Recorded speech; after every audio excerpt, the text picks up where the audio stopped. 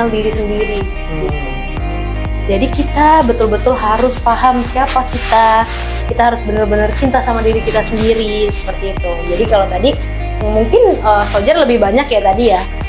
Nah, apa yang tadi Sojar bicarakan gitu. Jadi saya, kalau tadi Fitri bilang, saya adalah orang yang emosi, saya adalah orang yang tapi dia juga bisa mengambil sisi positifnya.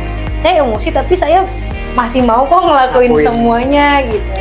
Kemudian tadi tentang disiplin, saya tuh nggak disiplin, tapi kalau saya lagi kepepet saya suka izin terlambat gitu, ya nggak apa-apa gitu. Jadi sejauh itu teman-teman mengenal diri teman-teman sendiri gitu.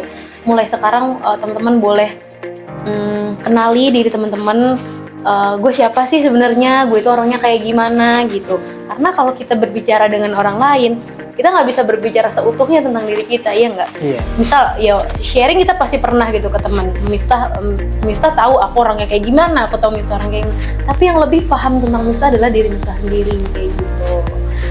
Yang terakhir mungkin gimana cara mencegahnya, Kak? Oke, cara mencegahnya ya. Iya. Oke. Mencegah supaya tidak insecure gitu ya. Sebetulnya masih berkesinambungan sama yang awal ya. Kita mengetahui nilai ya yang ada pada diri kita. Mencegahnya tahu dulu kita itu siapa gitu, hargai dulu diri kita itu siapa gitu, supaya kita tidak tadi balik lagi kepada meng-compare dengan orang lain gitu, kemudian cinta sama diri kita sendiri gitu. Sebetulnya sama ya tadi, yang mencegah dan mengatasi ya. Jadi intinya adalah cintai diri sendiri itu. Cintai diri sendiri. Tadi berarti untuk mencegahnya kita dari insecure berarti menyayangi diri sendiri. Menyayangi diri sendiri gitu. Menyayangi diri sendiri.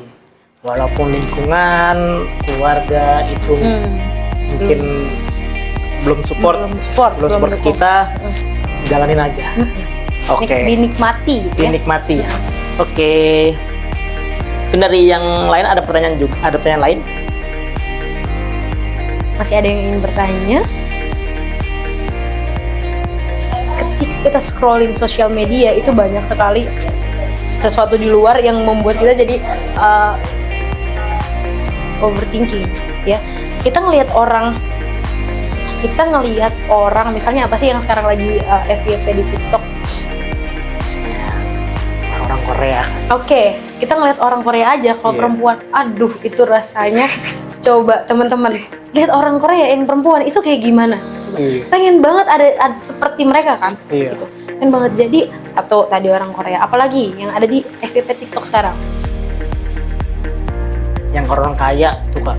Apa? Yang pamer-pamer kekayaan. Oh, pamer yang itu ya, apa sih namanya itu? Flexing gitu ya, pamer gitu ya.